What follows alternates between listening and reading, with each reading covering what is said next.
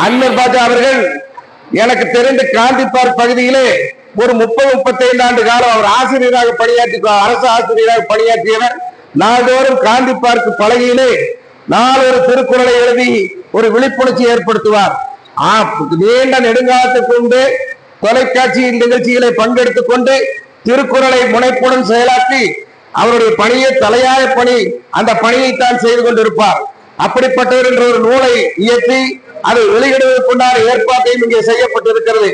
ஆகவே சாதி மத வேதமற்ற சமதர்மம் சமுதாயம் அமைப்போம் என்று பேச்சளவிலே கூறாமல் அதை செயல்படுத்துகிற விதத்திலே இன்றைய தினம் நம்முடைய முகமது ரஃபீக் அவர்கள் மூலமாக பல்வேறு சமய பல்வேறு சமுதாயத்தைச் சேர்ந்த தலைவர்களையும் பல்வேறு பொது வாழ்க்கையில தன்னை ஈடுபடுத்திக் கொண்டு அடுத்த ஏழை எளிய மக்களுக்கு உதவி செய்கிற அமைப்புகளையும் அழைத்து இன்றைய தினம் ஒரு புதிய மறுமலர்ச்சி ஏற்படுத்துவதற்கு இங்கே ஏற்பாடு செய்திருக்கிறது.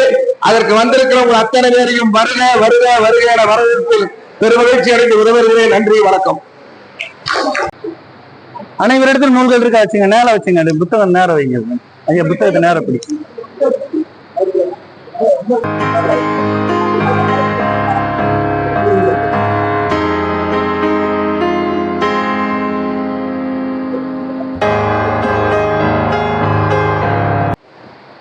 இன்றைய நாள் அழகாக பிறந்து அழகாக வளர்ந்து அழகாக மலர்ந்து மனம் வீசிக்கொண்டிருக்கும் நண்பகல் வேளை இது.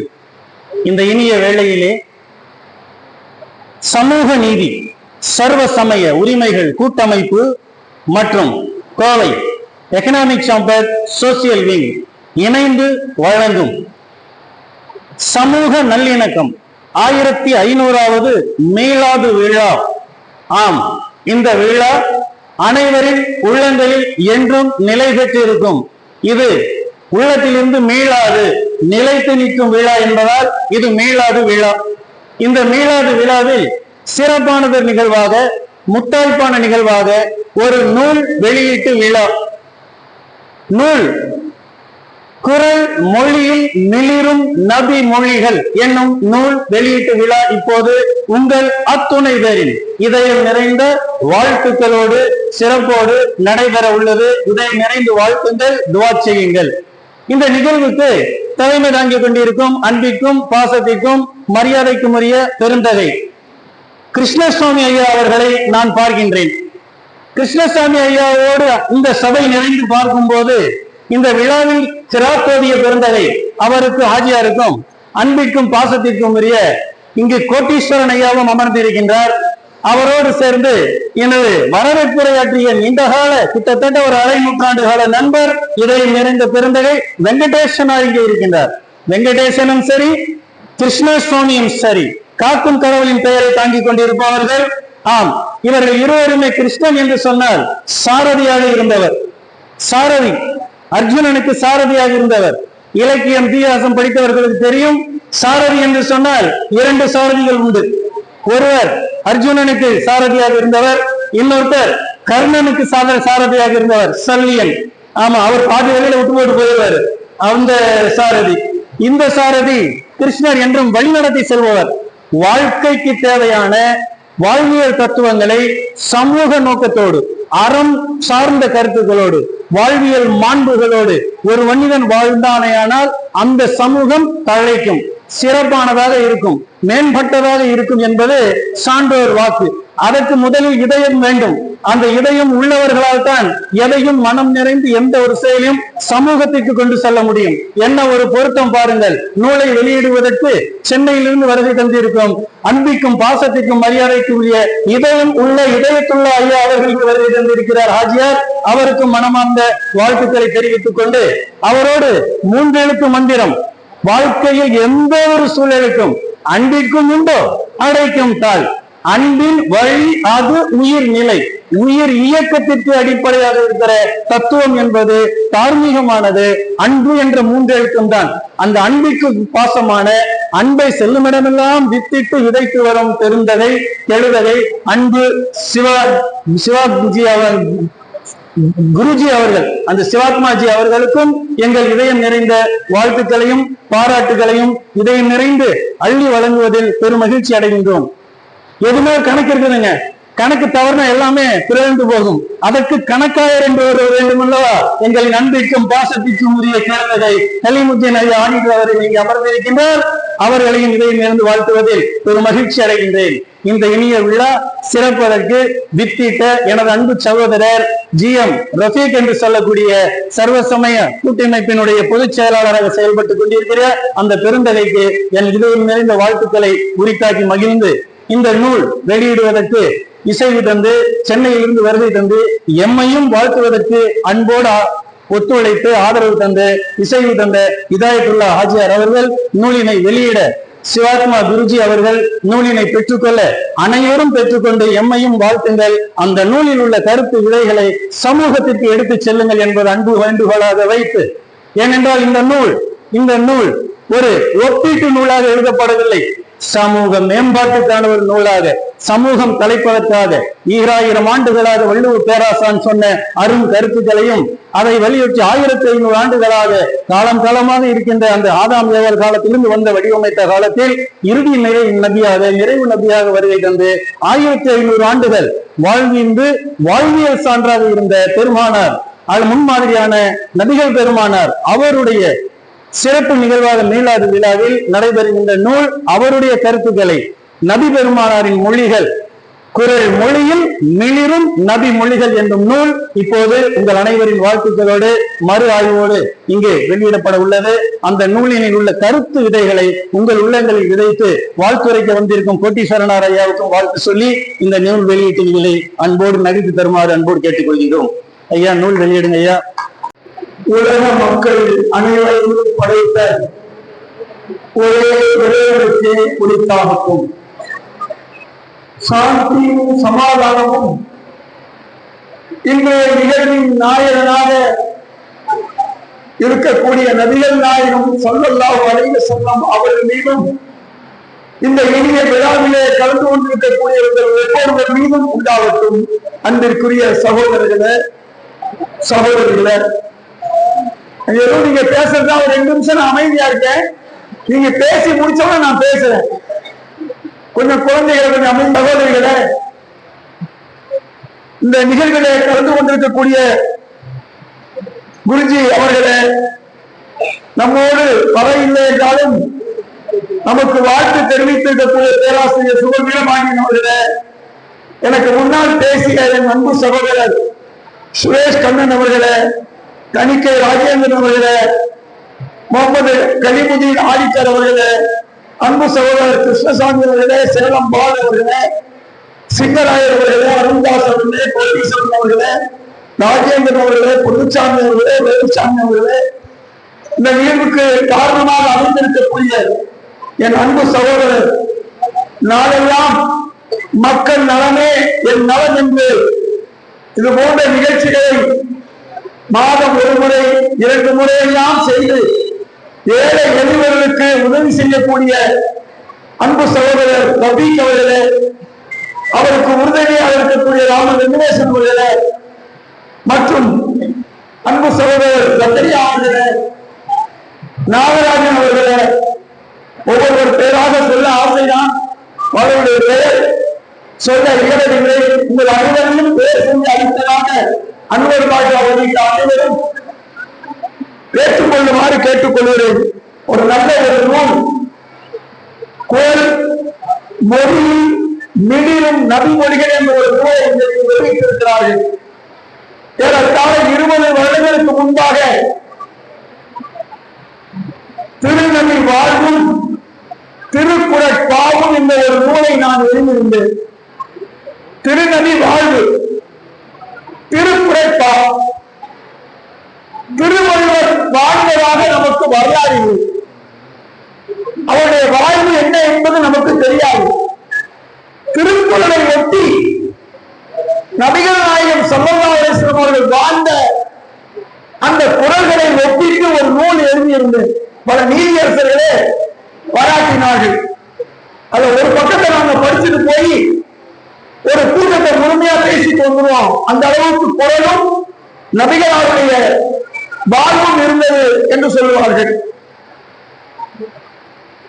உதாரணமாக ஒரு குறள் வச்சுக்குவோம்.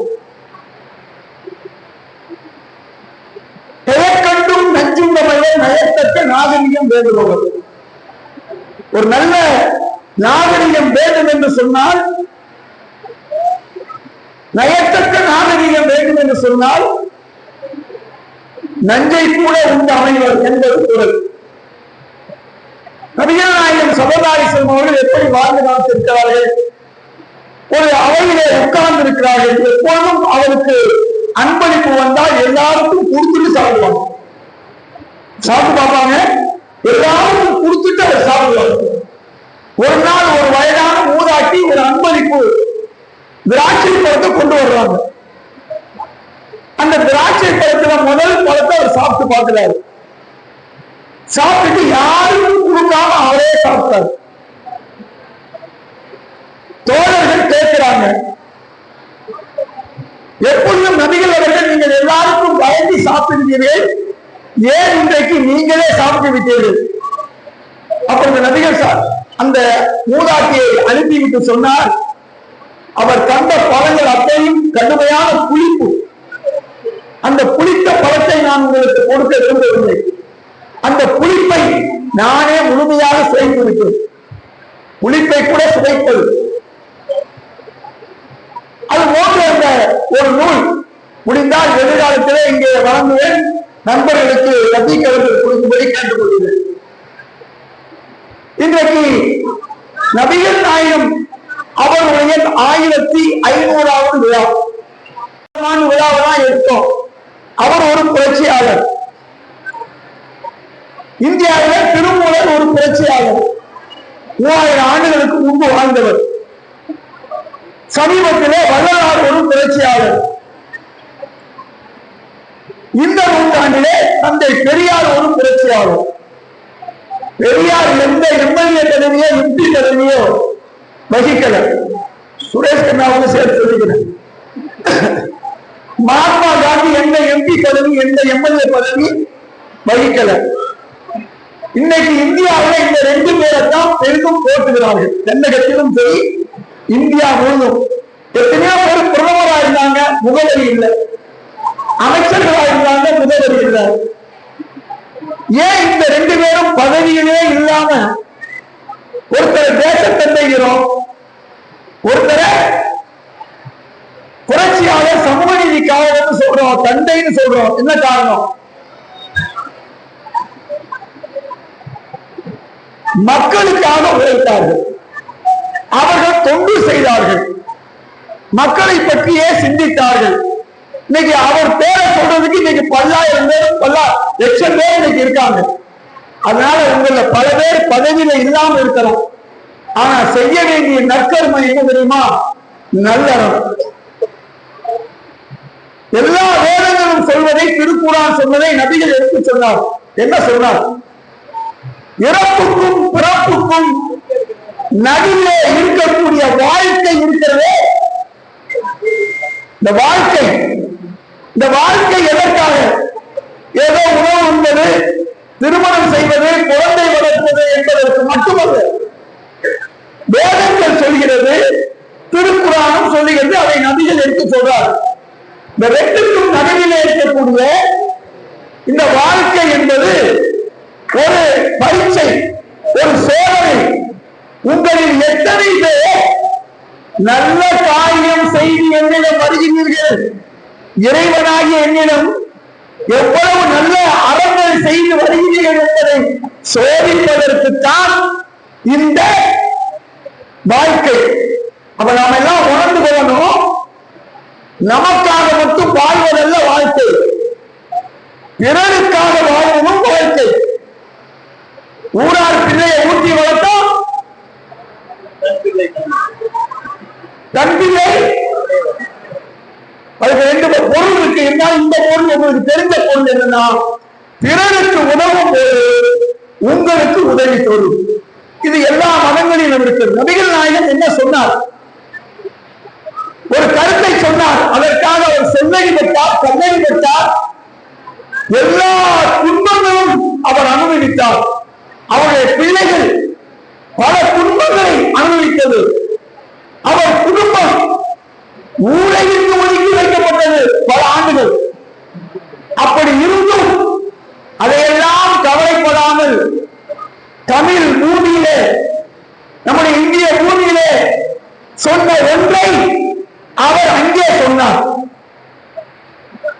என்ன சொன்னார்? ஒன்றென்று தெய்வம் உண்டென்று இந்த தமிழ் மொழி சொல்வது. ஒன்றே குலமும் ஒருவனே தேவனும். திருமூலர் அதோடு நிறுத்திக்கல, நம்ம அதோடு நிறுத்திக்குவோம். திருமூலர் சொல்றாரு நன்றே செய்யும். இந்த வேதனை சொல்லிச்சு இல்லையா, கடவுள் ஒருத்தவன் நம்பு, இரண்டாவது நல்லது செய்யும். இதுதான் இந்த உலகத்துக்கு நபிகள் நாயகம் தந்த செய்தி, வேதங்கள் செய்த செய்தி. அவர் என்ன சொன்னார்? மகாகவி பாரதி சொன்னார் அல்லவா, ஆட்சி சூடி இளம்பிறை அணிந்து மோனத்திருக்கும் முழுவன் நேரியன் கருநிறம் கொண்டு பார்ப்பதன் திசை கிடப்போம் மகமது நபிக்கு மறையருள் புரிந்தோம். இயேசுவின் தந்தை என பல மதத்தினர் புரிந்தும் புரியாது, அறிந்தும் அறியாத பரம்பொருள் ஒன்று. என்ன சொன்னாரு?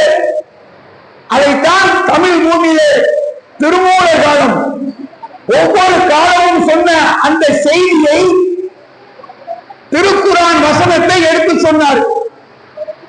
இறைவன் என்பவன் ஒருவன், அவனுக்கு உருவம் இல்லை, அவனுக்கு எந்த தேவையும் இல்லை, அவனுக்கு தந்தை இல்லை, அவனுக்கு மகன் இல்லை, ஆதியும் அந்தமும் இல்லா அருள் பெரும் ஜோதி.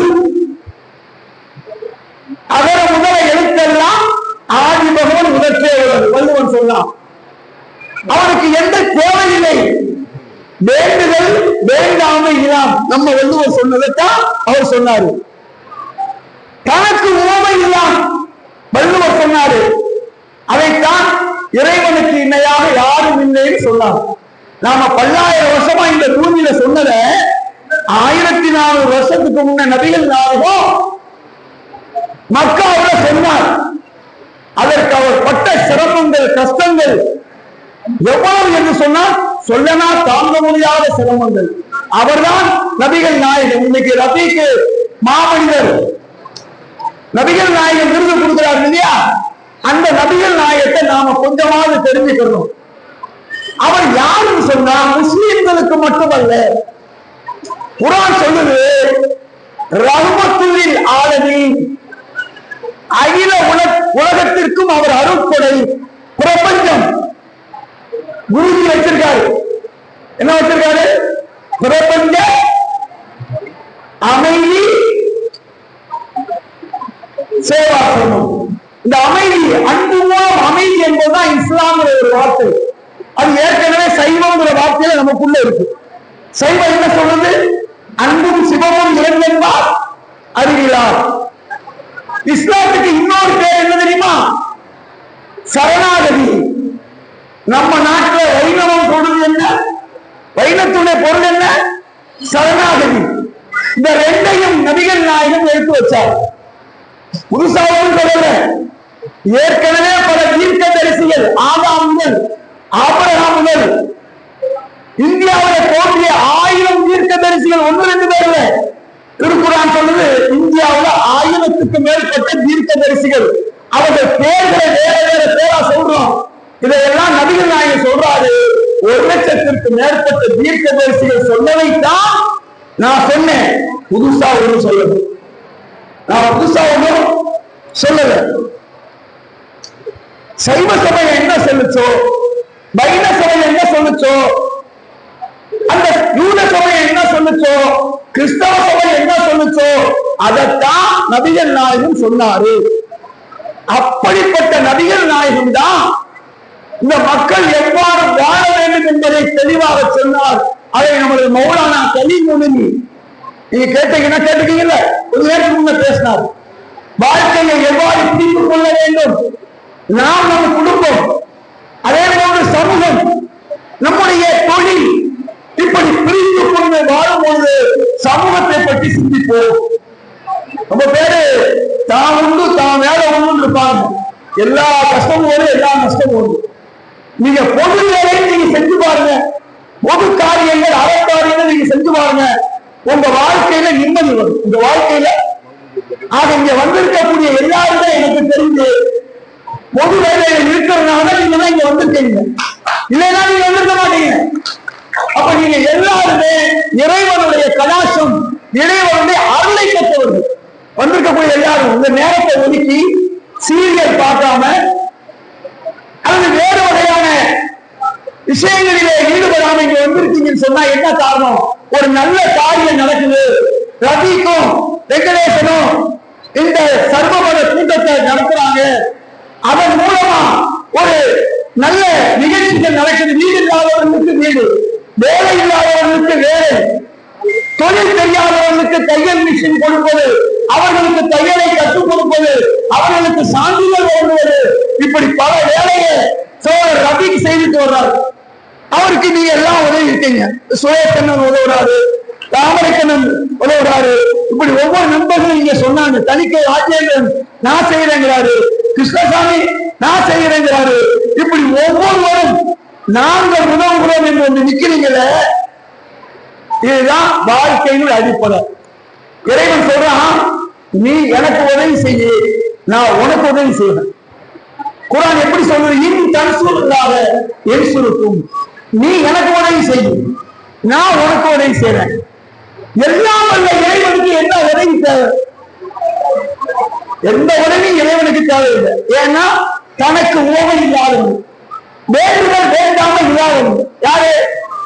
வள்ளுவர் சொல்றாங்க இல்லையா, அவனுக்கு எந்த வேண்டுதலும் கிடையாது, வேண்டாமையும் கிடையாது, அவனுக்கு எதுவும் தேவையில்லை. அப்படிப்பட்ட இறைவன் சொல்றான், எனக்கு நீ உறவு, உனக்கு நான் உதவுவேன். சிந்திச்சு பாருங்க. அப்ப கடவுள் என்ன சொல்றான்? என்னுடைய படைப்புகளுக்கு, நான் படைத்த மக்களுக்கு நீ உதவி செய்தால் அது நீ எனக்கு செய்த உதவி.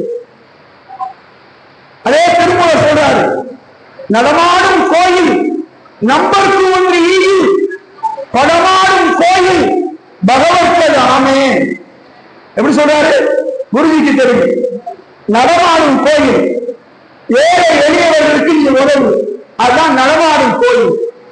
அவங்களுக்கு உதவுனா அது உண்மையிலே கடவுளுக்கு போய் சேரும், இறைவனுக்கு போய் சேரும். ஆனா நீ கோயிலையோ தர்காவிலையோ வேற ஆலயங்களிலே கொண்டு போய் கொட்டுனா அது கடவுளுக்கு போய் சேராது, இறைவனுக்கு சேராது. ஆனா இன்னைக்கு என்ன நடக்குது நீங்க பாத்தீங்களா? கொண்டு போய் எங்கெங்கயோ கொட்டுறாங்க, ஏழைகள் அவதிப்படுறாங்க, கஷ்டப்படுறாங்க, சிரமப்படுறாங்க. ஆனா கொண்டு போய் கொட்ட இடம் யாருக்கும் பயன் இல்லை, ஏதோ ஒரு பகுதி பயன் அடையுது. அன்பு சகோதரர்களே, முழுமையாக இந்த ஏழை எளியவர்கள் தேவை உள்ளவர்கள், ஏழை எளியவர்கள் மட்டுமல்ல, பூர்வம் நீதி, இந்த ரெண்டு வகையான மக்களுக்கு போய் உதவி செய்தால் அது இறைவனுக்கு செய்த உதவி.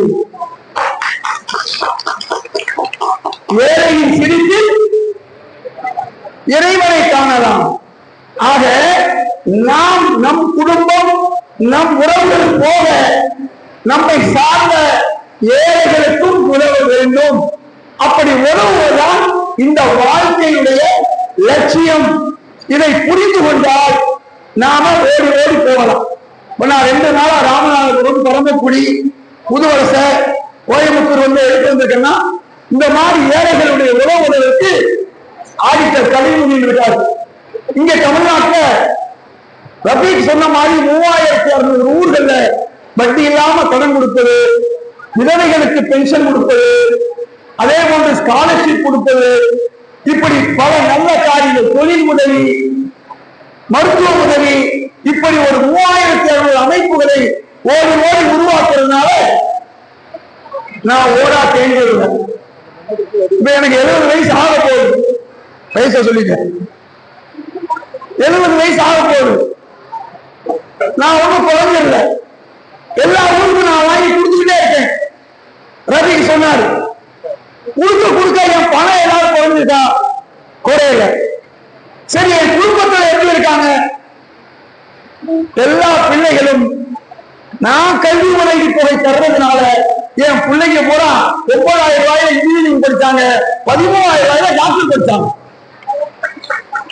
முடியுமா? லட்சக்கணக்காக கொடுக்கும். வெறும் 13,000 ரூபாய் ஒரு பையன் டாக்டர், வெறும் 9,000 ரூபாய். அது அண்ணா யூனிவர்சிட்டியில. அப்ப அதுக்கு மார்க் எடுக்கணும். ஊருக்குள்ள ஊட்டி வச்சா நான் ஒரு உதாரணம். இது நீங்க ஒவ்வொருவரும் உதாரணமாக நம்ம நினைக்கணும். அது மட்டுமா, உலகம் முழுக்க இறைவனை கொண்டு போறோம். ஐஸ்லாந்து, அயர்லாந்து, சுவிட்சர்லாந்து, இந்த கடந்த 2 மாசத்துல பல நாடுகளுக்கு போயிட்டு வந்திருக்கேன். ஏன்? கடவுளுக்கு உதவி செய்தால், இறைவனுக்கு உதவி செய்தால் இறைவன் உங்களுக்கு உதவுவான். உங்களை உயர்ந்த இடத்துல கொண்டு போய் வைப்பான், உச்ச இடத்துல வைப்பான். பெரியார் உதவினார், இன்னைக்கு அவர் நினைக்கப்படுகிறார். மகாத்மா காந்தி உதவினார், இன்னைக்கு நினைக்கப்படுகிறார். எந்த பதவியில் இருந்தார் தந்தை பெரியார்? தயாரா இருந்தார் அவருக்கு முதல்வர் பதவி. அறிஞர் அண்ணா ஆட்சிக்கு வந்த உடனே அவர் என்ன செஞ்சார் தெரியுமா? முதல்வர் ஆகணும்னா எம்எல்ஏக்கு நிக்கணும். அவர் அதுக்கு நிக்கல. என்ன நின்றார் தெரியுமா? அவருக்கு முதல்வர் ஆக போற ஒரு சூழல் வந்து கூட பாராளுமன்ற உறுப்பினர் நின்றார். அவர் என்ன நினைச்சார் தெரியுமா? இந்த பதவி பெரியாருக்கு தான் செய்யணும்னு நினைச்சார். ஏன்னா அவருக்கு அவர் தான் குரு. ஆனா பெரியார் ஏற்கல. ஏன் இதை சொல்றேன்னா, பதவி அவர்கள் எல்லாம் பெரிதாக நினைக்கல. மகாத்மா காந்தி கேட்டிருந்தா இந்தியாவுடைய பிரதமர் பதவி கிடைச்சிருக்குமா? கிடைச்சிருக்காதா?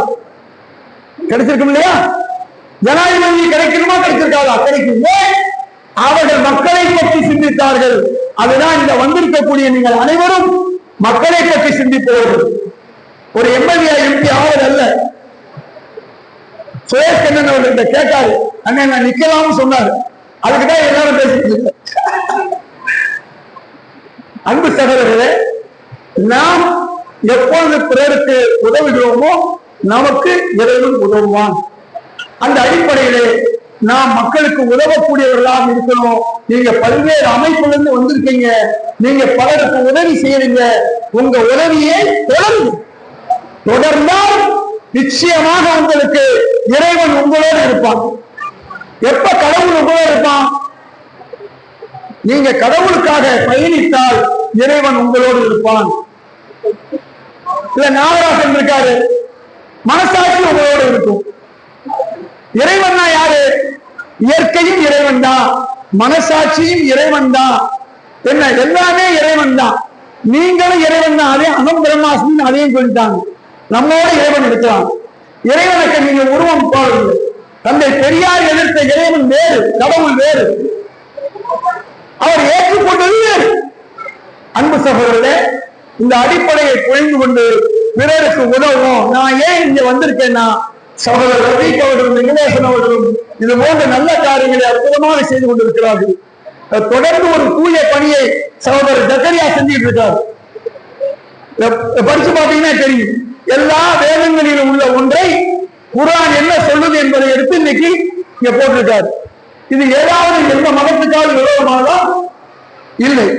எல்லா மதமும் சொல்வதுதான் அவர் சொன்னது. ஆக இப்படிப்பட்ட உதவியை அறிவுபூர்வமாக, பொருளாதார பூர்வமாக பிறருக்கு பல்வேறு வகையிலும் உடல் உழைப்பு கொடுப்பதன் மூலமாக நீங்கள் உதவ வேண்டும். பெண்களுக்கு சொல்றேன், நாம் தேவை உள்ளவர்களாக இருந்தாலும் 2 தொட்டி துண்டுகள் இருந்தால் ஒன்றை பக்கத்தில் பசிவிழால் உள்ளவர்களுக்கு கொடுங்க. வேலை வந்து தர்மம் செய்யக்கூடாது இல்லை, வேலையும் தர்மம் செய்யலாம். 2 பேரிச்சம்பளம் இருந்தா ஒரு பேரிச்சம்பளத்தை நீங்க சாப்பிடுங்க, ஒண்ணு பக்கத்தில் இருக்கக்கூடிய தேவை உள்ள இருக்கக்கூடிய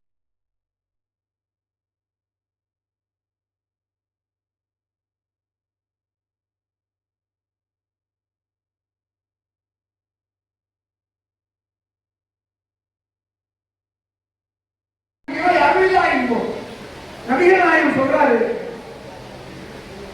எப்போது இப்னு ஆதம் மாலி மாலி மாலி. ஆதமுடைய பிள்ளைகள் நம்ம எல்லாம் மக்கள் எல்லாம் சொல்றாங்களா, ஏன் சொத்து, ஏன் பங்களா, ஏன் காரு? மக்கள் சொல்றாங்க. நம்ம எல்லாரும் சொல்றோம். இறைவன் சொல்றானா? இல்ல நபிகள் சொல்றாரு. இறைவனுடைய வாக்கை எடுத்து நபிகள் சொல்றாரு, எதுவும் உன் சொத்து இல்லை. நீ எதை இந்த நிமிஷம் வரைக்கும் சாப்பிட்டியோ அது உன் சொத்து. அடுத்த நிமிஷம் உனக்கு உத்தரவாதம் கிடையாது. அடுத்த நிமிஷம் உன் வாழ்க்கைக்கு உத்தரவாதம் இல்லை. எதை நீ சாப்பிட்டோ உன் சொத்து, எதை நீ அனுபவிக்கையோ அது உன் சொத்து. எதை நல்ல காரியம் செய்து நீ அனுப்பினாயோ இந்த உயிருக்கு, எந்த உயிருக்கு உன்னை புரிஞ்சுக்கணும்.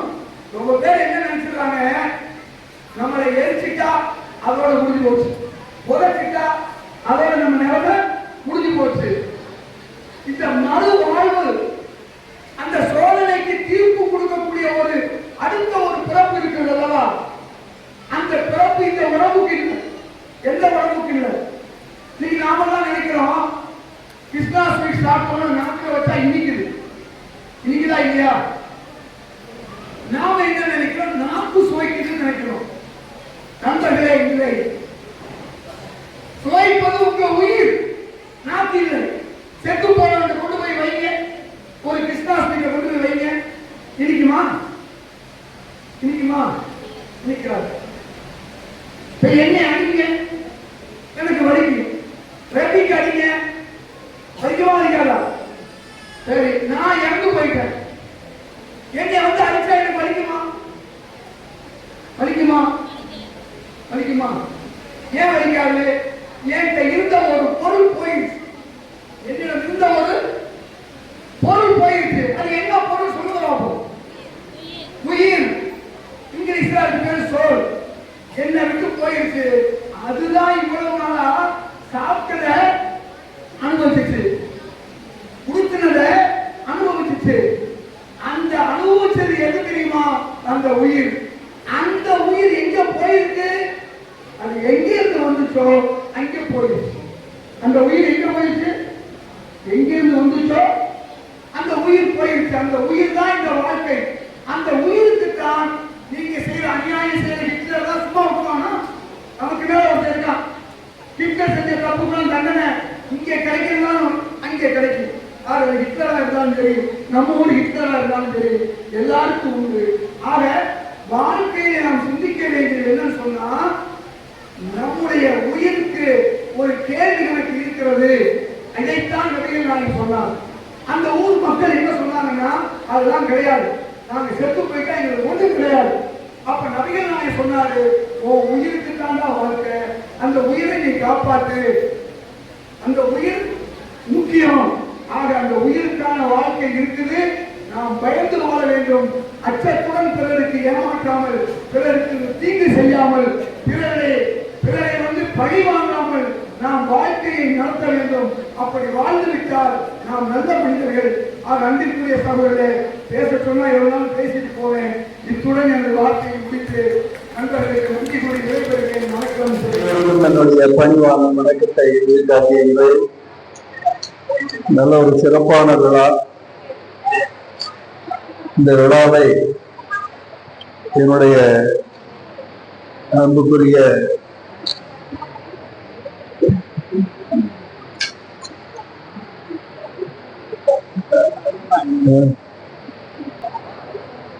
தலைவர், செயலாளர், பொருளாளர் ஆகியவர்கள் மிக சிறப்பான முறையில் இதை ஒரு நல்ல நோக்கத்துக்காக ஏற்படுத்தி இருக்கின்றார்கள். இந்த விழாவுக்கு இந்த மேடையிலே வீட்டிருக்கின்ற மதிப்புக்கு மரியாதைக்குரிய டாக்டர் சுரேஷ் கண்ணா ஐயா அவர்களே, மதிப்புக்குரிய ஆட்சி திரு எஸ்.எம். தயத்துல்லா அவர்களே, என்னுடைய நண்பர் மதிப்புக்குரிய தணிக்கை ராஜேந்திரன் அவர்களே, எம்.ஏ. இனாயத்துல்லா பி.ஏ. அவர்களே, முகமது கலிமுல்லீம் அவர்களே, சேலம் பால் அவர்களே, சிங்கராயர் அவர்களே, கோட்டீஸ்வரன் ஐயா அவர்களே, எஸ். ராஜேந்திரன் அவர்களே, பொன்னுசாமி, வேலசாமி ஆகிய விழாவை சிறப்பாக ஏற்படுத்தி நடத்தி கொண்டிருக்கின்ற நண்பர்களே, உங்கள் அனைவருக்கும் மேலும் இங்கே திரளாக இருக்கின்ற என்னுடைய நண்பர்களே, சகோதரிகளே, உங்கள் அனைவருக்கும் மீண்டும் ஒரு முறை மாலை வணக்கத்தை உருவாக்கி கொண்டு இது எனக்கு இந்த அருமையான இந்த வாய்ப்பை ஏற்படுத்தி கொடுத்த விழா குழுவினருக்கு உண்மையிலேயே நான் நன்றியை கூறிக்கொள்கின்றேன். இந்த விழா இதனுடைய முத்தாய்ப்பாக இங்கே புத்தக வெளியீடு இங்கே நடந்தது. அந்த புத்தகத்தை முனைவர் மு.க. அன்வர் பாஷா அவர்கள் இங்கே வெளியிட்டது. அதை நாங்கள் எல்லாம் பெற்றுக்கொண்டு அதுல நல்ல கருத்துக்களை எல்லாம் நான் இந்த இடையிற்பட்ட நேரத்தில் இந்த குரலை நான் படிக்கின்ற பொழுது உண்மையிலேயே எனக்கு ஒரு மிகுந்த சந்தோஷமாக இருந்தது. இந்த திருக்குறள் எப்படி இந்த அளவுக்கு நமக்கு எல்லாம் விளங்குகின்றதோ அதே போல நம்மளுடைய நபிகளுடைய வார்த்தைகளும் ஒவ்வொன்றும் அதுக்கு ஒத்து போவதுதான் மிகப்பெரிய ஒரு அபூர்வமான ஒரு இயல்பாக நான் காண்கின்ற போது சந்தோஷப்பட்டேன். இங்கே நம்மளுடைய வருங்காலத்தை பற்றி எனக்கு முன்பு பேசிய நண்பர்களும் மிக சிறப்பாக பேசி முடித்து இங்கே சென்றிருக்கின்றார்கள். அந்த அவர் கூடிய மொழிகளெல்லாம் வார்த்தைகள் எல்லாம் நமக்கு வருங்காலத்துக்கு நாம் என்ன விட்டு செல்லுகின்றோம், வருங்காலத்து இளைஞர்களை நாம் எப்படி வழி நடத்துகின்றோம், இந்த நாடு எதையே போய் கொண்டிருக்கின்றது, இந்த நாட்டுக்காக நாம் செய்ய வேண்டிய பணிகள், ஏழைகளுக்கு செய்யக்கூடிய உதவிகள், இப்படி பல்வேறு விஷயங்களை இருக்கிறார்கள். நல்ல கருத்துக்களை எடுத்துக்கொள்கிறார்கள். அதை நாங்கள் அப்படியே நாங்கள் அதை ஏற்றுக்கொள்கின்றோம். ஏன்னா அன்புதான் நீங்கள் எல்லாம் முடிக்கின்ற பாராமல் இருக்கின்றது. நாம் ஒவ்வொரு மனிதர்களும் உண்மையான ஒரு கருத்துடன் ஒரு பார்த்து இருக்கின்றன. இவர்களெல்லாம் ஒரு மிகப்பெரிய நம்மளுடைய இலக்கிய சாத்தியமாக என்று நான் கருதுகின்றேன். அந்த வகையில இந்த நேரத்தில் நாம் அனைவரும் ஒன்று எந்த பிரச்சனையானாலும் எந்த உதவியானாலும் நாம் ஒத்துழைப்பு செய்து அவைகளெல்லாம் நல்ல மக்களுக்கு சென்றடைகின்ற வகையில் நாம் செய்ய வேண்டும் என்று கேட்டுக்கொண்டு அறிவியலுக்கு நன்றி உரையும் விடைபெறுகிறேன். நன்றி, வணக்கம். சமாதானமும் உண்டாகட்டும். ஒரு சமூக மேம்பாட்டு கருத்தரங்கம் நடத்துவது தற்கால சூழ்நிலையில் மிக முக்கியமான ஒரு பகுதி. அந்த வேலையை மிகச்சிறப்பாக செய்து கொடுத்து கொண்டிருக்கின்ற நம்முடைய சமூக நீதி அமைப்புகள் சார்ந்த நண்பர்கள் அனைவரும் இந்த மீலாது விழாவுக்கு வந்திருப்பது மிகவும் மகிழ்ச்சிக்குரிய விஷயம், வாழ்த்துக்குரிய விஷயம். சமீபத்திய ஒரு மிக முக்கியமான ஆய்வு, இன்னைக்கு உலகத்துல பலதரப்பட்ட முயற்சிகள், பலதரப்பட்ட கருத்துகள், பலதரப்பட்ட முன்னேற்றத்திற்கான வழிமுறைகளை எல்லா தரப்பு மக்களுமே இன்னைக்கு செய்து கொண்டே இருக்கிறோம். அதுல மதங்கள் பார்க்காம, நம்பிக்கைகள் பார்க்காம எல்லா மனிதர்களும் ஒன்றிணைந்து பல முயற்சிகளை, பலவிதமான விஷயங்களை நம்ம செய்து கொண்டே வர்றோம். இப்ப இன்றைய கால சூழ்நிலையில நாம் ரொம்ப கவனிக்க வேண்டிய ஒரு விஷயம் என்னன்னா, நம்முடைய அடுத்த தலைமுறைகள் எவ்வாறு உருவாகி கொண்டிருக்கு. தாய்மார்கள், சகோதரிகள் இதை ரொம்ப ஆழமாக கவனிக்கணும். ஏன்னா ஆண்கள் எவ்வளவு நேரம் பேசினாலும் ஒரு பெண்ணுடைய மடிதான் ஒரு குழந்தையின் முதல் பள்ளிக்கூடம்.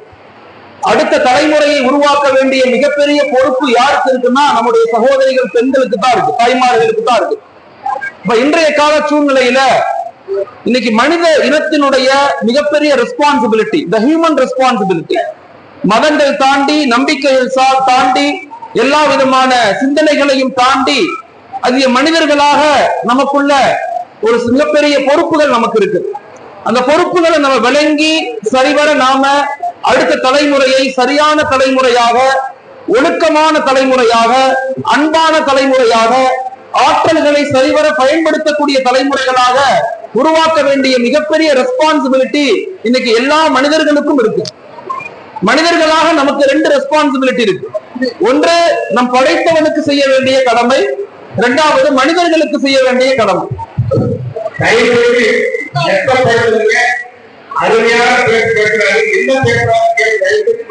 கேளுங்க, இந்த பேச்சே உங்களுக்கு தான்.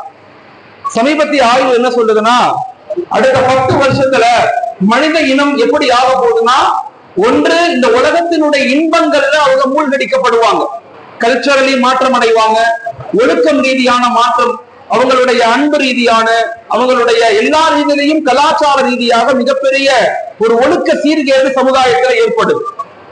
இரண்டாவது மிகப்பெரிய ப்ராப்ளம் என்னன்னா, ஒன்று இந்த உலகத்தினுடைய இன்பங்கள்ல மூழ்குவோம், அல்லது இந்த உலகத்தினுடைய அதிகாரங்களை பார்த்து பயப்படக்கூடிய சமூகமாக நம்முடைய வருங்கால தலைமுறைகள் உருவாக்கப்படுவார்களோ என்ற பயம் இன்னைக்கு உலகம் முழுக்க ஏற்பட்டிருக்கு. இப்ப இந்த காலகட்டத்துல நம்முடைய வாழ்க்கைய, நம்முடைய தலைமுறைகளை, நம்முடைய வருங்கால சந்ததிகளை எந்த மனநிலைகள்ல உருவாக்கணும் அப்படிங்கிறத நம்ம எல்லாரும் புரிஞ்சுக்கணும். நம்முடைய வாழ்க்கைய 3 பகுதிகளாக வச்சுக்கணும். எப்பயுமே நம்முடைய குழந்தைகளுக்கு சொல்லிக் கொடுக்கணும்.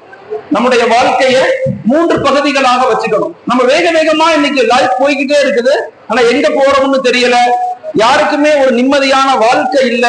எல்லா இடங்கள்லயுமே பற்றாக்குறைகள், வெறுப்பு, அன்பு குறைந்து, இன்னைக்கு படிப்பு அதிகமாயிருச்சு, பாசம் குறைஞ்சிருச்சு. மனிதர்களுக்கு மத்தியில அறிவு அதிகமாயிருச்சு, ஆனா அன்பு செலுத்துதல் குறைஞ்சு போச்சு. இப்ப இன்றைய காலகட்டத்துல நம்முடைய வாழ்க்கையை 3 பகுதிகளா பிரிச்சுக்கணும். முதல் 33% நம்முடைய வாழ்க்கையில 33% நம்முடைய குடும்பங்களுக்கு கொடுக்கணும். நம்முடைய மனைவி, நம்முடைய கணவர், நம்முடைய குழந்தைகள், நம்முடைய உறவுகள், இவர்களுக்கு கொடுப்பதற்கு முயற்சி செய்யணும். நம்முடைய வாழ்க்கையினுடைய அடிப்படையான நோக்கமே நம்முடைய குடும்பங்கள் தான். அந்த குடும்பங்களோடு நம்ம எப்படி இருக்கிறோம், நம்முடைய கணவரோடு எப்படி இருக்கிறோம், நம்முடைய மனைவியோடு எப்படி இருக்கிறோம், நம்முடைய குழந்தைகளை எப்படி வளர்க்கிறோம், நம்முடைய உறவுகளை எப்படி பேணி வாழ்றோம் அப்படிங்கறத நம்ம யோசிக்கணும். இஸ்லாமிய மார்க்கம் அதுதான் சொல்லுது. உங்க வாழ்க்கையை 3 பகுதியா பிரிச்சுக்க. முதல் பகுதியை உங்களுடைய குடும்பத்துக்கு கொடு. 33% ஃபார் யுவர் ஃபேமிலி. கணவன் மனைவி உறவு முறைகளை சரி செய்து கொள்ளுங்க, அன்பு செலுத்துங்க, விட்டு கொடுத்து போங்க, கட்டுப்பாடான ஒரு வாழ்க்கையை வாழுங்க. நம்ம சம்பாதிக்கிறது, கஷ்டப்படுறது, நம்ம ஓடுறது எல்லாமே எதுக்குன்னா நம்முடைய குடும்பத்துக்கு தான். ஆனா அங்க அந்த குடும்பத்துல நிம்மதி இருக்குதா, அந்த குடும்பத்துல அன்பு இருக்குதா, அந்த குடும்பத்துல அரவணைப்பு இருக்குதா, அந்த குடும்பத்துல மன்னித்தல் இருக்குதானா ரொம்ப குறைஞ்சு கொண்டே போகுது. நம்முடைய வாழ்க்கையில தயவு செய்து குடும்பங்களுக்கு முக்கியத்துவம் கொடுங்க. 33% for your family, 33% for your business. நேர்மையான வியாபாரம் செய்யுங்க. வாழ்க்கையில நம்ம முன்னேறணுங்கிறதுல மாற்று கருத்து இல்ல, பட் அதுல அறம் இருக்கணும், அதுல ஒழுக்கம் இருக்கணும். தமிழ் இலக்கியத்துல, உலகத்துல தமிழ் இலக்கியம் பேசுவதை போல அறத்தை எந்த மார்க்கமும் எந்த விதமான மனிதர்களும் பேசல. நிறைய அறம் சார்ந்து தமிழ் இலக்கியங்கள் சொல்லுது. தொல்காப்பியம் அப்படிங்கிற ஒரு நூல் சொல்லும், கல்வி என்றால் என்ன, கல்வி என்றால் என்ன, கல்வி என்பது அறிவாகி, அறிவு ஒழுக்கமாகி, ஒழுக்கம் அன்பாகி, அன்பு அரணாகி, அரண் அருளாக வேண்டும். அதான் கல்வி. நாம் படிப்பது, நாம் சம்பாதிப்பது, நாம் உத்தியோகம் செய்வது நமக்கானது மட்டுமல்ல, ஏழைகளுக்கானது, எல்லா மக்களுக்குமானது. எல்லா மக்களையும் அரவணைச்சு போகணும் அப்படிங்கிற அந்த எத்திக்கல், அந்த அறம், அந்த ஒழுக்கம் நம்முடைய வியாபாரங்கள்ல இருக்கணும். எந்த நிலையிலும் யாரையும் சுரண்டக்கூடாது. ஈன்றவன் வினை அவன் ஈன்றவனுக்கு, ஈன்றவன் வினை அவன் ஈன்றவனுக்கு. நம்ம நேர்மையாக இருந்தாதான் நம்முடைய குழந்தைகள் உலகத்துல நிம்மதியாக வாழுவாங்க. நம்ம இடத்துல நேர்மை இல்ல, தாய் தகப்பன்ட்ட நேர்மை இல்ல, ஒழுக்கம் இல்ல, அன்பு இல்ல, விட்டு கொடுத்தல் இல்லைன்னா அதனுடைய வினைகள் அது நம்மை மட்டும் சாராது, 3 தலைமுறைகளை சாரும். நான் ஒரு தப்பு செய்யறேன், நான் ஒருத்தவனை ஏமாத்துறேன், நான் ஒருத்தவனை சுரன்றேன், அடுத்தவனுடைய அநியாயம் செய்யறேன்னா அந்த பாவம், அந்த அந்த அந்த மோசமான விளைவு என்னை மட்டும் சேராது. என் குழந்தை, என் குழந்தையினுடைய குழந்தை, என்னோட குழந்தையினுடைய குழந்தை, 3 தலைமுறைகளை பாதிக்கும். அதனால் எப்பயுமே வியாபாரம் செய்யுங்க, நல்ல பொருள் ஈட்டுங்க. 33% உங்க வியாபாரத்துக்கு, பிசினஸுக்கு டைம் கொடுங்க. ஆனா எந்த நிலையிலும் அடுத்தவர்களை சுரண்டி வாழாத ஒரு சமூகமாக இருக்கணும். அடுத்தவர்களை, இந்த சமூகத்தினுடைய மிக முக்கியமானதே இன்னைக்கு மொத்த இந்தியாவுல 47.9% பங்களிக்கக்கூடிய ஒரு பகுதி சவுத் இந்தியா. கேரளா, தமிழ்நாடு, கர்நாடகா, ஆந்திரா, தெலுங்கானா, பாண்டிச்சேரி, இந்த 6 ஸ்டேட்டும் சேர்ந்து மொத்த இந்தியாவுல 47.9% பங்களிக்கிறோம் மொத்த இந்திய வளர்ச்சியில. அது ஜிடிபியா இருக்கட்டும், உள்நாட்டு உற்பத்தியாக இருக்கட்டும், அது ஜிஎஸ்டி வரி கட்டுதலாக இருக்கட்டும், அது ஹியூமன் ரிசோர்ஸ் மனித வளமாக இருக்கட்டும், நேச்சுரல் ரிசோர்ஸ் அது இயற்கை வளமாக இருக்கட்டும், மொத்த இந்திய வளர்ச்சியில கிட்டத்தட்ட 50% காரணம். அதுக்கு காரணம் என்னன்னா, இங்க இருக்கக்கூடிய சமூக நீதி, இங்க இருக்கக்கூடிய சமத்துவம், இங்க இருக்கக்கூடிய சகோதரத்துவம்.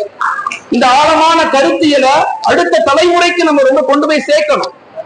இப்ப இருக்கின்ற எல்லாருமே 40 வயசுக்கு மேற்பட்ட மக்கள்.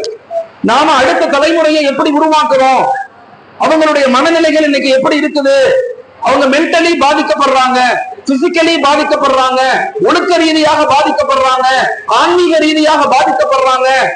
அவர்களை எப்படி நாங்க மீட்டெடுக்கணும் அப்படிங்கிற உணர்வுகளை ஒவ்வொரு பெற்றோர்களும் தன் குடும்பத்துல குழந்தைகளை உறவுகளை உருவாக்குறதுக்கு முயற்சி செய்யணும். அப்ப நம்முடைய வாழ்க்கையினுடைய இரண்டாவது பகுதிங்கிறது எக்கனாமிக்கல் டெவலப்மெண்ட். நம்முடைய வாழ்க்கையினுடைய மூன்றாவது பகுதி 34% சமூக மேம்பாட்டுக்காக நம்ம கொடுக்கணும். இது நமது நாடு, இது நமது தேசம், இது நமது மண், இது நமது மக்கள், இது நமது வருங்கால சந்ததிகள் அப்படிங்கிற உணர்வுகளை நாம் வருங்கால சந்ததிகளுக்கு கொடுக்கணும். இன்னைக்கு உலகத்துல பல சேவைகள் நடக்குது. மருத்துவம் செய்யறோம், கல்வி கொடுக்கிறோம், எஜுகேஷன் சம்பந்தப்பட்ட விஷயங்கள், ஹெல்த், பல விஷயங்கள் நடக்குது. ஆனா எல்லா சேவைகளை விட மிக முக்கியமான சேவை அடுத்த தலைமுறை எப்படி உருவாக்கப்படுது, எந்த மனநிலையில உருவாக்கப்படுது. இன்னைக்கு கல்ச்சரலி அவங்க டெக்னாலஜி சார்ந்து வளர்க்கப்படுறாங்க. இன்னைக்கு அவங்க பார்க்கிற வீடியோக்கள், நாடகங்கள், சோசியல் மீடியா, நெட்ஃபிளிக்ஸ், பிரைம், இதுதான் அவங்களை இயக்குதே தவிர நாம அவங்களை இயக்கல. பெற்றோர்கள் கவனம் செலுத்துங்க. உளவியல்ல இதுக்கு மிக முக்கியமான பாடங்கள் சொல்றாங்க.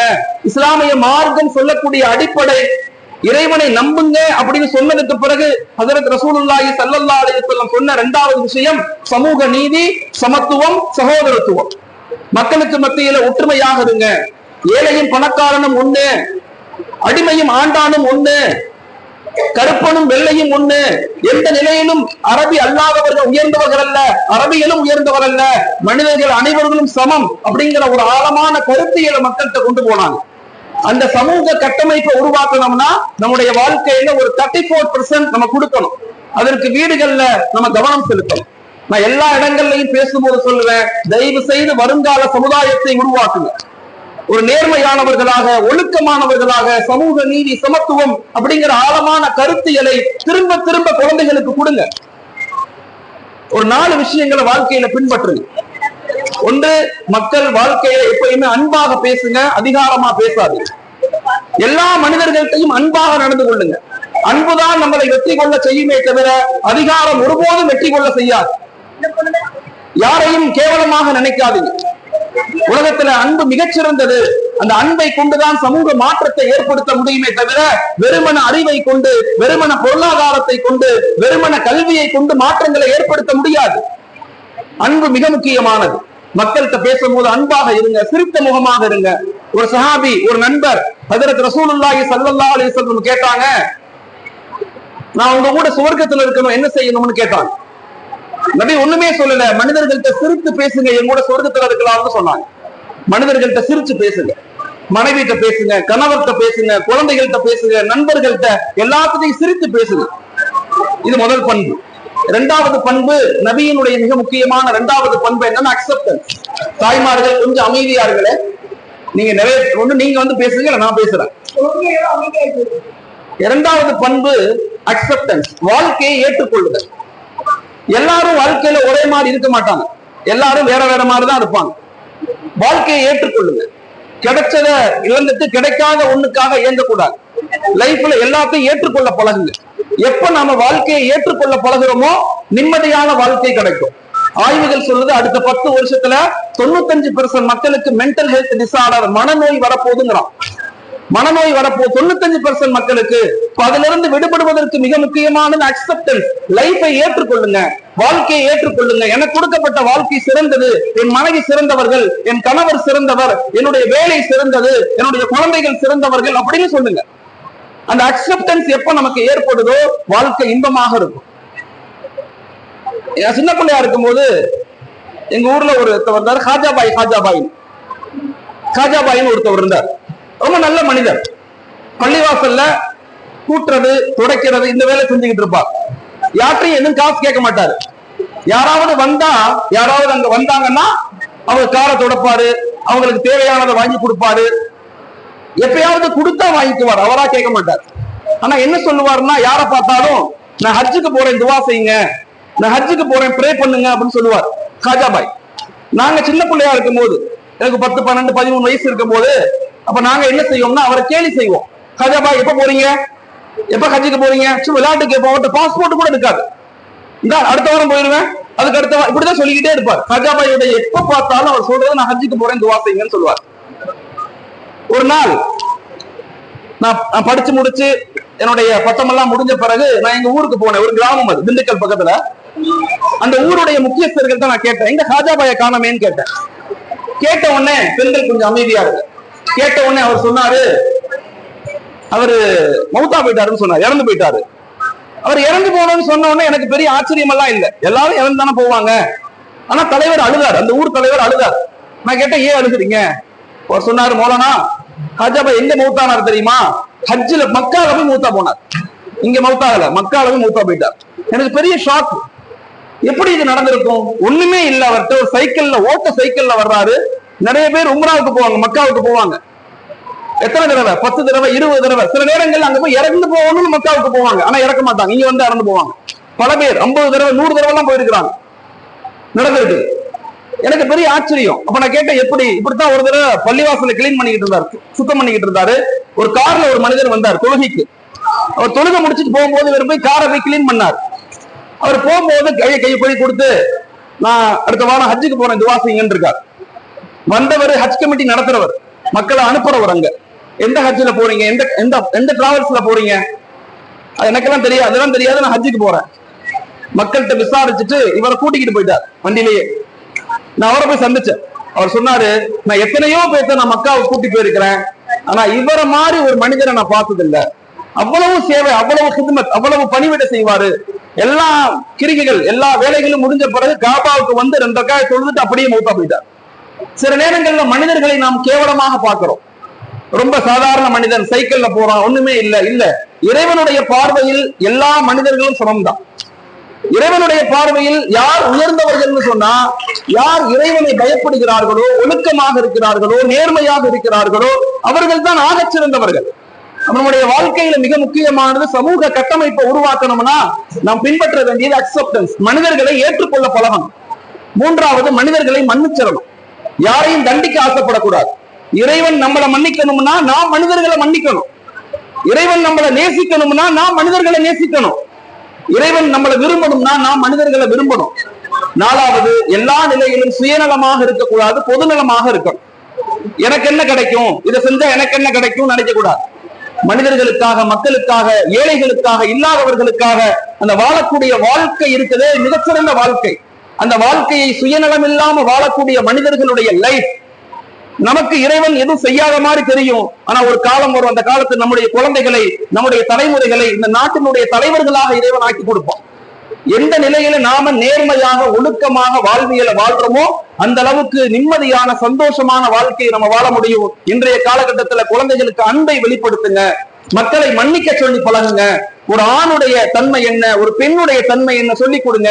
பெற்றோர்களை பற்றிய கவனத்தை சொல்லி கொடுங்க.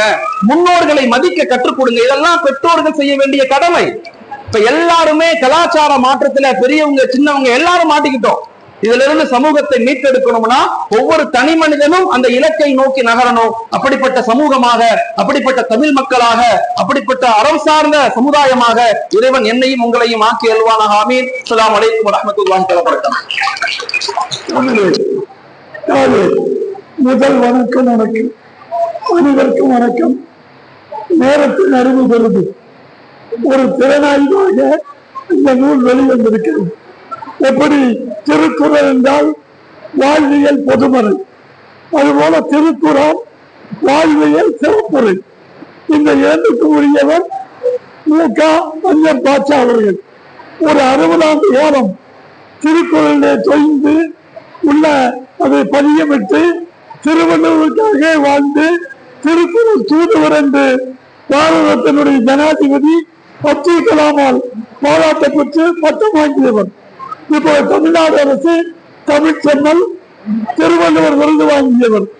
என்னுடைய இனிய நண்பர் மிக சிறப்பாக இந்த நூல் அனைவரும் படிக்க வேண்டும், அதன்படி நடக்க வேண்டும். பிறப்புக்கும் எல்லா உயிர்க்கும் குரல் மொழியில் மிளிரும் நபிகள் மொழிகள். சிறப்பான ஒரு தலைப்பு, மிளிரும் மிளிரும் என்று போட்டு அருமையான தலைப்பில் இந்த புத்தகத்தை இந்த அரங்கிலே வெளியிட்டிருக்கிறார். மிக சிறப்பான, அனைவரும் படிக்க வேண்டிய நூல். உலக அமைப்புக்கு வழிகாண்போம், சகோதரத்துவத்தை பேணுவோம், மனித நேயம் தலைக்க வழி செய்வோம், ஒற்றுமைக்கு வித்திடுவோம். அண்ணல் முகமது நபிகள் சார்ந்தவர்கள் காட்டிய அறவழியில் பயணிப்போம். வள்ளுவன் தன்னை உலகெனக்கே தந்து வான்புகழ் கொண்ட தமிழ்நாடு தேசிய கவி எத்தைமுகத்து எரிமலை பாரதியின் வாக்குது. திருக்குறளிலிருந்து மிகச் சிறப்பான 1330 குறள்களிலே 100 குறட்பாக்களை தேர்வு செய்து குரானில் நபிகள் நாயகம் அவர்கள் எவ்வாறு திருக்குறளுக்கு அதற்கு உரை தந்திருக்கிறார், அதுக்கு எப்படி குறள் வழியில் அவர் நபிகளுடைய மொழியில் எப்படி சொல்லுகிறார் என்று மிக அழகாக எழுதியிருக்கிறார் நம்முடைய அன்வர் பாட்சா அவர்கள். இஸ்லாம் என்ற அரபி சொல்லுக்கு நிறைய பேருக்கு கொஞ்சம் தெரியாது. இஸ்லாமியர்கள் முகமதியர்கள் அப்படின்னு சொல்றதோடு சரி ஒழிய இஸ்லாம் என்ற அரபி சொல்லுக்கு அமைதி என்ற பொருள். அமைதி, உலக அமைதி. இஸ்லாம் மார்க்கம் என்பது அமைதி வழி, அமைதி வழி என்று சொல்லப்படும். இஸ்லாம் மார்க்கம் மனிதகுல வாழ்வுகளுக்கு வழிகாட்டியாகும். பல்வேறு சான்றுகள் குறளில் நபிகள் மொழியாக நிகழ்வதை இந்த நூலில் காணலாம். 100 குறள்களுக்கு நபிகள் நாயகம் எவ்வாறு அதுக்கு பொருள் தந்திருக்கிறார் என்று நீங்கள் படித்தால் திருக்குறானும் திருவள்ளுவமும் திருக்குறளும் ஒன்றுதான் என்று நினைப்பீர்கள். நபிகள் தன் மொழியில் பூமியில் உள்ளவற்றை எல்லாம் சொல்லும் போது இல்லாதவற்றை நிலையில் வென்றுவதும் புல்லறிவாண்மை கடை என்று குறள் இருக்கிறது. அதுக்கு வள்ளுவருடைய தத்துவம் நிலையில்லாதவைகளை நிலையானவை என்று மயங்கி உணரும் புல்லறிவுடையவராக இருத்தல் வாழ்க்கையில் இடிந்த நிலையாகும் என்கிறார் வள்ளுவர். ஆனால் திருக்குறளை நபிகள் அவர்கள் மிக சுருக்கமாக அழகாக சொல்லுகிறார். பூமியில் உள்ள அனைத்தும் அழிந்தே போகும், பூமியில் உள்ள அனைத்தும் அழிந்தே போகும், எதுவும் நிரந்தரமில்லை என்று மிக அருமையாக சொல்லுகிறார். அறம் வலியுறுத்தலில் வள்ளுவர் அவராக பெற்றது இல்வாழ்க்கை என்று சொல்வார்கள். அறத்தில் நாம் தான் இந்த இந்தியா சுதந்திரம் அடைந்தது, கட்சியின்றி ரத்தமின்றி யுத்தம் வந்து வருகிறது என்று அண்ணல் காந்தியடிகள் அகிம்சை அறப்போராட்டம் இதனால் தான் நமக்கு கிடைத்தது. அதற்கு அழகாக சொல்லுகிறார் நம்முடைய அன்பன் பாட்டா அவர்கள்.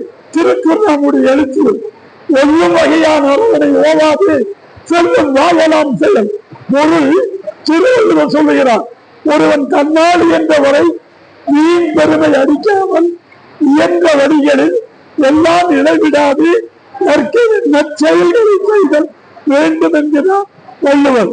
ஆனால் நபிகள் நாயகம் மிக அருமையாக திருக்குறானிலே வீண் விரயமின்றியும் பெருமை அடிக்காமலும் உண்ணுங்கள், உடுத்துங்கள், நன்றாக இனியாக வாழுங்கள், எந்த வழிகளில் நன்மைகளை செய்யுங்கள் என்று குரானிலே திருவள்ளுவருக்கு மொழியாக அருமையாக சொல்லுகிறார். அறிவுரையில் சென்ற இடத்தால் செலவிடா தீவிரி நன்றின்பால் உயிர்ப்பது அறிவு என்று வள்ளுவன் சொல்லியிருக்கு பொருள் சொல்லுகிறார் வள்ளுவன். மனம் போன நோக்கில் போக விடாமல் தீச்செயல்களில் இருந்து விலகி தீமையை தடுத்து நல்வழியில் செலுத்தி நன்மையை செய்வதே அறிவாகும் என்பது வள்ளுவன் நோக்கு. ஆனால் திருக்குறானின் நபிகள் அவர்கள் மிக அருமையாக சிறப்பாக சொல்லுகிறார் அந்த குறளுக்கு. நன்மையை ஏவி தீமையை தடுப்பதே அரிய குணமாகும். நன்மையை ஏவி தீமையை தடுப்பதே அரிய நற்குணமாகும். என் அருமை மகனே, அனைவரையும் பார்த்து நபிகள் சொல்றார், என் அருமை மகனே தொழுகையை கடைபிடித்து ஒழுகு, தொழுகையை கடைபிடித்து ஒழுகு. நன்மையான காரியங்களை கொண்டு ஏவி மற்ற காரியங்களை செய். அதே சமயத்தில் 100 குறளுக்கும் சொன்னால் இங்கே முடியாது. ஆனால் ஒரு நல்ல கடவுள் வாழ்த்தோடு முடிக்கிறேன். குறளிலே ஒரு கடவுள் வாழ்த்தை வள்ளுவர் சொல்கிறார். தனக்கு உமை இல்லாதான் தாய் சேர்ந்தால் மனக்கவலை மாற்றல் அரிது என்று திருக்குறளில் வள்ளுவனார் சொல்லுகிறார். பொருள் எந்த வகையிலும் கடவுளுக்கு நிகரும் இணையும் யாரும் இல்லை. அத்தகைய கடவுளின் திருவடியை பற்றி கொண்டவர்களை தவிர மற்றவர்கள் நம்ம மனக்கவலைகளை துன்பங்களை மாற்றிக்கொள்ள இயலாது என்று வள்ளுவர் சொல்லுகிறார். ஆனால் நபிகள் நாயகம் அவர்கள் மிக சிறப்பாக, அதைவிட சிறப்பாக அழகாக சொல்லுகிறார். நெற்றியால் இறைவனை தலைவணங்கி வெற்றிகொள், நெற்றியால் இறைவனை தலைவணங்கி வெற்றிகொள். அல்லாவுக்கு இறைவனுக்கு நீ அதிகமாக சிரவணக்கம் செய்வாய். ஏனெனில் நீ இறைவனுக்கு ஒரு ஜஸ்தா தலைவணங்கி வணங்கினால் அதற்காக உன் ஒரு தகுதியை உயர்த்தி உன் குற்றங்களில் ஒன்றை மன்னிக்காமல் இறைவன் இருப்பதல்ல என்று உணர்ந்து கொண்டு நபிகள் நாயகம் மிக அழகாக 100 குறளிலும் சொல்லி இருக்கிறார். திருக்குறானில் ஒப்பீடு மிக அழகாக இருக்கிறது. அதை ஆய்ந்து செய்து எழுதிய அன்வர் பாட்சா அவருடைய நூல் தேசிய விருது பெற வேண்டும். அப்படிப்பட்ட ஒரு நூல். அனைவருக்கும் வாழ்த்துக்கள். நன்றி.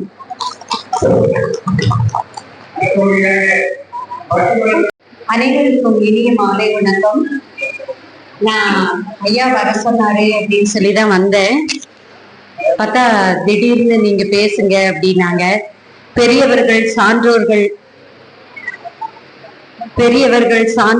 உயர்ந்தவர்கள் எல்லாம் இருக்கும் பொழுது என்ன வந்து பேசு அப்படின்னா என்ன பேசுறது அப்படின்னு யோசித்தேன். நான் ப்ரிப்பேரா வரல. இருந்தாலும் ஒரு இனிய மீலாது நபி 1500 ஆண்டு மீலாது விழா. எப்பவுமே ஒரு விழா அப்படிங்கும் பொழுது மனசுல ஒரு சந்தோஷம் வரும் இல்லைங்களா? எந்த விழானாலுமே ஒரு சந்தோஷம் வரும். அதுவும் நபிகள் நாயகம் அவர்களுடைய திருக்குறான் வந்து நான் நிறைய படிச்சிருக்கேன். ஆனா அவ்வளவு நீங்கெல்லாம் இருக்கும்பொழுது ஏதாவது தவறாக சொல்லிட்டோம் அப்படின்னா பெரிய தவறாயிடும். அதனால இந்த புத்தகங்கள் ரொம்ப அழகா எழுதியிருக்காரு. அன்வர் பாஷா அவர்கள் வந்து எழுதியிருக்காரு. பிறப்புக்கும் எல்லா உயிருக்கும் இல்லைங்களா? எல்லா உயிர்களுக்குமே என்ன அப்படின்னா இந்த உலகத்துல ஒரு மதிப்பு உண்டு. மதிப்பு இல்லாத மனிதன் யாருமே இல்லை. எல்லா இடங்களிலும் எங்க ஒரு மதிப்பு இல்லை அப்படின்னாலும் ஏதோ ஒரு டேலண்ட் வந்து கண்டிப்பா இருக்கும். ஒரு அழகான புத்தகம் ஒண்ணு எழுதியிருக்காங்க. குறள் மொழியில் மிளிரும் நபி மொழிகள் அப்படின்னு சொல்லி. குறள் அப்படின்னாலே அது உலக பொதுமறை. அதுல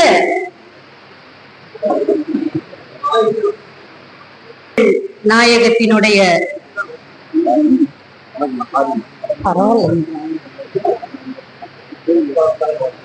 திருக்குறளை வந்து நபிகள் நாயகத்தோட இணைத்து ஒரு புத்தகம் எழுதியிருக்கிறது. இது எல்லாரும் படிக்க வேண்டிய புத்தகம் என்று நினைக்கிறேன். இதெல்லாம் படிச்சோம்னா ஒவ்வொரு புத்தகமுமே என்ன அப்படின்னா நம்மளுக்கு ஏதோ ஒரு அறிவை கொடுக்கும். ஒருவரோட பேச்சு 1 மணி நேரம் கேட்டோம் அப்படின்னாதான் அதுல ஏதோ ஒரு வாக்கியம் நம்ம மனசுல வந்து பதியும். அதுக்காக தான் எவ்வளவு நம்ம கேட்க முடியுமோ இல்லைங்களா? கண்ணுக்கு வந்து என்ன மூடி இருக்குது இல்லைங்களா? கண்ணுக்கு மூடி இருக்கா? இருக்கு. வாய்க்கு மூடி இருக்கா? இருக்கு. ஆனா காதுக்கு கடவுள் மூடியே கொடுக்கல. ஏன் அப்படின்னா எவ்வளவு வேணும்னாலும் நீ கேட்டுட்டே இரு, உன்னுடைய அறிவை நீ பெருக்கிக் கொள்ளலாம் அப்படின்னு சொல்லி. அறிவு பெருக்கணும் இல்ல, கேட்டுட்டே இருந்தோம் அப்படின்னாலே நம்முடைய அறிவு தன்னை போல பெருகும். அப்ப நம்மளுடைய வாழ்க்கையில மாற்றங்கள் எப்படி வாழ்ந்தோம் என்பதை விட, எத்தனை நாள் வாழ்ந்தோம் என்பதை விட எப்படி வாழ்ந்தோம் என்பதுதானே முக்கியம். எத்தனை நாள் வாழ்ந்தோம் என்பதை விட எத்தனை பேர் மனதில் வாழ்ந்தோம் என்பதுதானே முக்கியம்.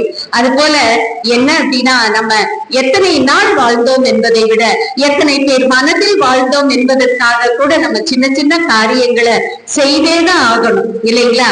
எந்த ஒரு இடத்துலயுமே இல்ல அப்படின்னு வீட்லயே பொதுவா அப்படின்னா பெண்கள் வந்து சொல்லுவாங்க வந்த உடனே, ஏங்க அது இல்ல இது இல்ல அப்படி இல்ல இப்படி இல்லன்னு. அப்ப வீட்டுல பெரியவங்க இருந்தா சொல்லுவாங்க, குடும்பத்துல இல்லன்னு சொல்லாத குடும்பம் விளங்காது அப்படின்னு சொல்லுவாங்க.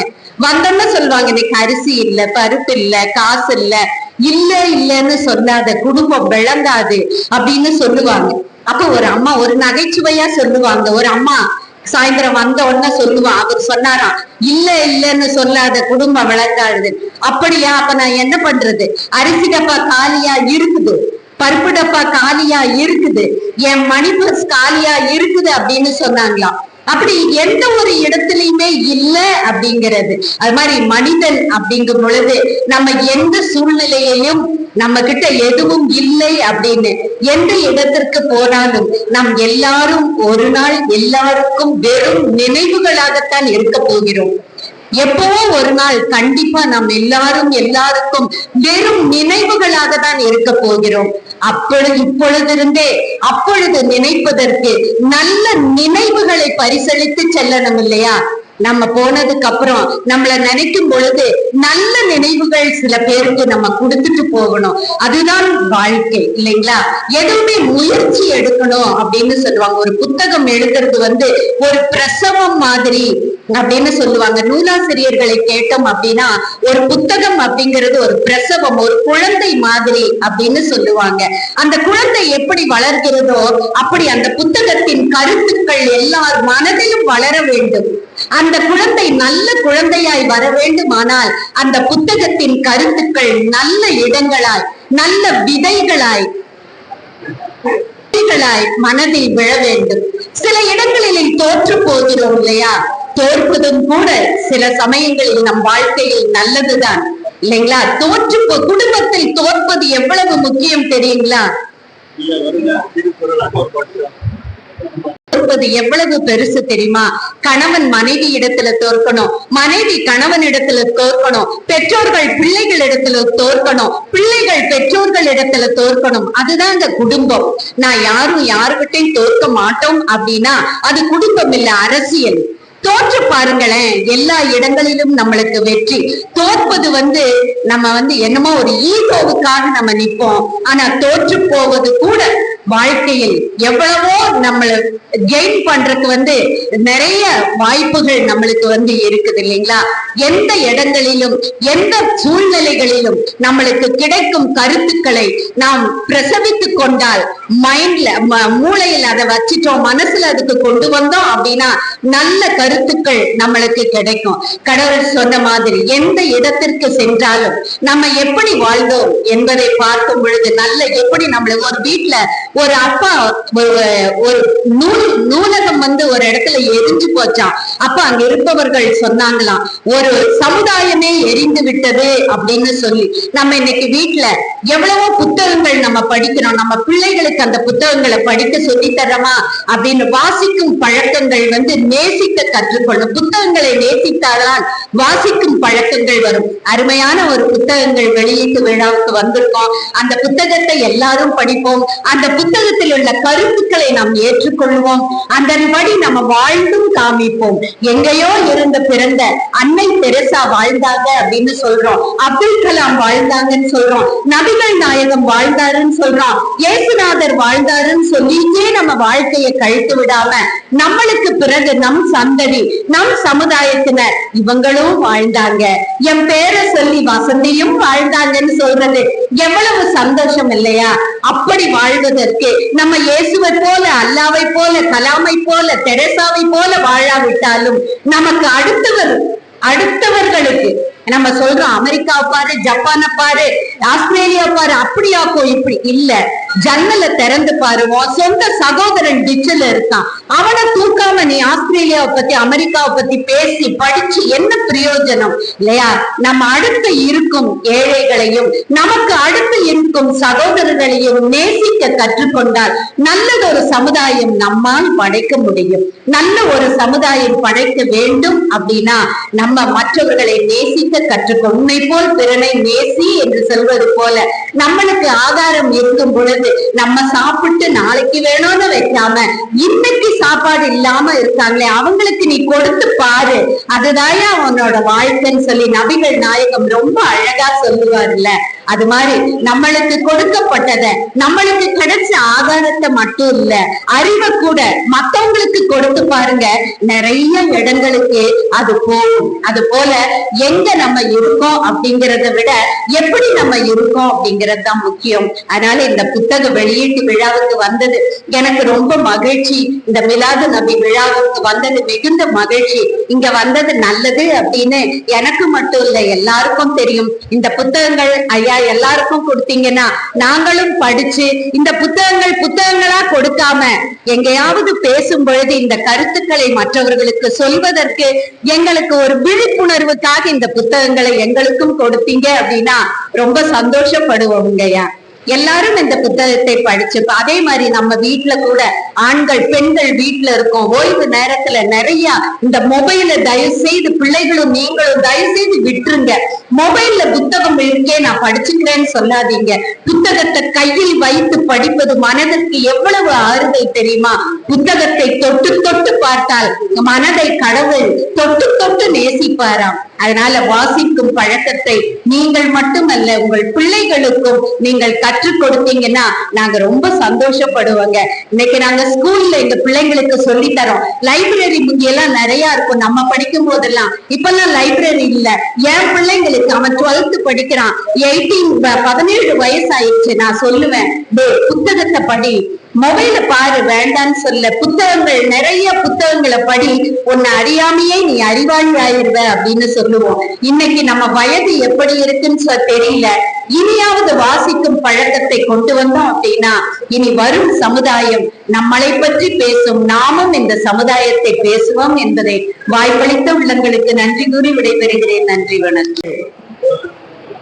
ஊட்டி வரவேற்புரை தலைமை தாங்கியிருக்கின்ற ரபிக் அவர்களே, வரவேற்புரை நிகழ்ச்சி அமைந்திருக்கின்ற வெங்கடேசன் அவர்களே, வணக்கத்துக்குரிய இதயத்துல்லா அவர்களே, வணக்கத்துக்குரிய ஏர்போர்ட் ராஜேந்திரன் அவர்களே, மற்றும் இங்கே அமைந்திருக்கின்ற பெரியோர்களே, கூட்டத்திலே கலந்து கொண்டிருக்கின்ற அனைத்து நல்வுள்ளங்களே, உங்கள் அனைவருக்கும் என்னுடைய வணக்கத்தை தெரிவித்துக் கொள்கிறேன். இன்றைக்கு தமிழகத்திலே, இந்தியாவிலே தமிழ்நாடு ஒரு தனியாக இருப்பதற்கு ஒரு முக்கிய காரணம் சமய நல்லிணக்கம். அது இந்துக்களாக இருக்கட்டும், இஸ்லாமியர்களாக இருக்கட்டும், கிறிஸ்தவர்களாக இருக்கட்டும், ஜெயினவர்களாக இருக்கட்டும், எப்படிப்பட்ட மதத்தை சேர்ந்தவர்களாக இருந்தாலும், என்ன மச்சான் சௌக்கியமா, என்ன மாமா சௌக்கியமா அப்படின்ற அந்த உறவு இருக்கு பாருங்க. அந்த உறவு குரல்ல வர மாதிரி, நபிகள் சொன்ன மாதிரி அந்த உறவை இணைக்கக்கூடியது இந்தியாவிலே முதன்மையான ஒரு மாநிலம் இந்த தமிழக மாநிலம் தான். இதிலே வள்ளுவருடைய நபிகளுடைய கருத்துக்களையும் ஒன்றாக இணைத்து குரல் மொழியை மிளிரும் நபி மொழிகள் சொல்லி ஒரு புத்தகத்தை வெளியிட்டிருக்காங்க. மிக சிறப்பான இந்த ஒரு இயக்கம் இந்த தமிழகத்துல மட்டும்தான் நடக்கும். வேற எந்த மாநிலத்திலும் மிக பெரிய அளவிலே வராது. அவ்வளவு அந்யோன்யமான ஒரு மாநிலம் இந்த மாநிலம். அந்த மாநிலத்திலே பிறந்து வளர்ந்து நாம் வாழ்ந்து கொண்டிருப்பதற்காக நாம் உண்மையிலே பெருமைப்பட வேண்டும். நானெல்லாம் மிக பெருமையாக அப்படியே நிமிர்ந்து நிற்கின்ற ஒரு மொழியிலே நாம் வாழ்ந்து கொண்டிருக்கின்றோம். குரலிலே ஒரு அருமையான குரல், சுற்றத்தால் சுற்றப்பட ஒருதை செல்வம் தான் பெற்றதால் பெற்ற பயன் சொல்லி குரல்ல ஒரு பகுதி 524 உறவினர் சூழ வாழும் வாழ்வே சிறப்பானதாகும், அதுவே ஒருவன் தான் பெற்ற செல்வத்தின் பயனாகவும் சொல்லி வள்ளுவர் சொல்லியிருக்கார். அதையே இறை தூதர் அவர்கள் சொல்லுகிறார், உறவு இறைவனின் ஒரு கிளையாகும், எனவே அதனுடன் ஒட்டி வாழ்வோருடன் நானும் உறவு பாராட்டுவேன், அதை முறித்துக் கொள்கிறவரை நானும் முறித்துக் கொள்வேன் என்று இறைவன் கூறியிருக்கிறார். எப்படி? உறவோடு வாழ்பவனுக்கு தன் உயிர் உள்ள வரைக்கும் அந்த உறவை மேம்படுத்தி நாம் வாழ வேண்டும் என்பது குரலுடைய வழி, அதையே நபிகளுடைய வழியாகவும் இருக்கிறது என்று நாம் இந்த புத்தகத்தின் வாயிலாக நாம் அறிந்து கொள்ளுகிறோம். ஏனென்றால் தமிழகத்திலே அந்த உறவோடு தான் ஒவ்வொருவரும் வாழ்ந்து கொண்டிருக்கிறோம். அப்படிப்பட்ட இந்த ஒரு நல்லிணக்க சிறப்பான நிகழ்ச்சியிலே கலந்து கொள்வதற்கு என்னை அழைத்த ரவிகள் அவர்களுக்கும் ராம வெங்கடேஸ்வரன் அவர்களுக்கும் நன்றி கூறி என்னோட சிறிய உரையை முடித்துக் கொள்கிறேன். நன்றி, வணக்கம்.